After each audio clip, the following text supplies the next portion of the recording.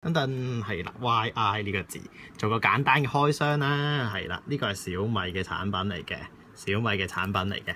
佢呢個系列咧，佢所有呢啲咧有 cam 嘅嘢咧，佢都叫佢做小蟻 YI 即係蟻啦，係咪啊？係咯，蟻啊，小蟻咁啊。其實咧，我好中意佢呢種呢個 cam 嘅，即係可以因為佢最好咧，佢就係呢度。我覺得呢樣嘢最好就係咩咧？佢夠晒廣角啊！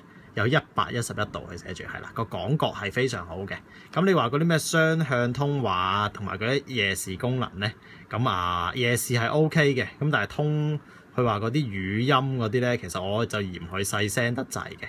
咁啊係啦，呢個係再幫朋友買嘅，其實自己都有用緊啦。咁就係啦，咁就做個簡單嘅開箱俾大家睇啊。係啦 ，OK。哎呀，好！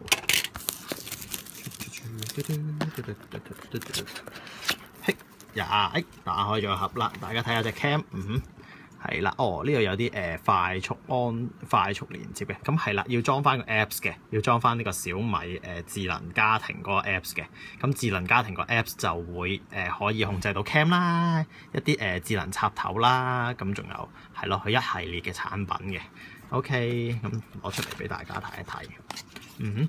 呢度有火牛嘅，有火牛攝咗喺呢度，攝咗喺呢度，攝咗喺呢度，見唔見到啊？呢度係個火牛喺呢度，係啦，咁啊小心啲啦，有個火牛喺呢度，係咯，唔好抌咗佢喎。係啦，呢度，等等，係啦 ，OK， 咁啊都係啦，因為係大陸買㗎啦，咁啊變咗係兩隻腳嘅插頭嚟嘅，兩隻腳嘅插頭，咁啊 USB port， 咁個輸出咧咁就係5W，咁啊1000 mAh 係啦，即係5W1A 啦，係啦，咁樣咁啊其他手機嗰啲充電器咧，其實嗰啲用嗰啲嘅 USB port 都可以嘅。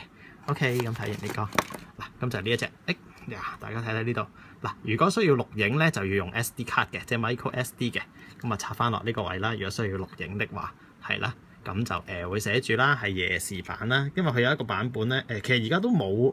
而家全部都係夜視版啊，全部都會係夜視版，即係可以有紅外線，夜晚黑都睇到嗰種，係啦，咁咧有一樣嘢想同大家講嘅，好多人就呢隻嘢點樣裝啊？其實因為佢都幾硬淨喺呢個位，咁啊要用啲力先至可以開到個底座嘅。OK， 係啦，就開咗個底座出嚟。留意啦，因為佢說明書有冇寫㗎？睇下先，係咯。佢說明書咧就有講話點樣連接啊，點樣嘅，但係咧就好似就係咯，掃描 QR code 點樣連接插電係咯，咁咧係咯，佢就冇一個好詳細講到點樣掛上牆嘅，咁就係咁啦。總之就向住逆時針方向扭，啪一聲。等等，係啦，咁就攞咗出嚟，咁啊有三個螺絲窿位，咁啊裝上牆嗰度咯，係啦，OK， 咁啊外觀大家都睇一睇啦，係啦，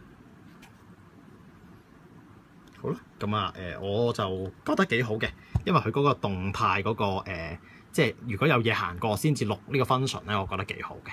咁所以變咗一張 SD 卡咧，都一張32嘅卡咧，我就錄咗。都 over 1個月啊，因為佢係有嘢行過先至喐，行過有嘢喐先至錄，咁啊係咯，咁啊都好推薦呢款小米產品俾大家嘅，係咯，多謝大家留意我嘅 channel，thank you。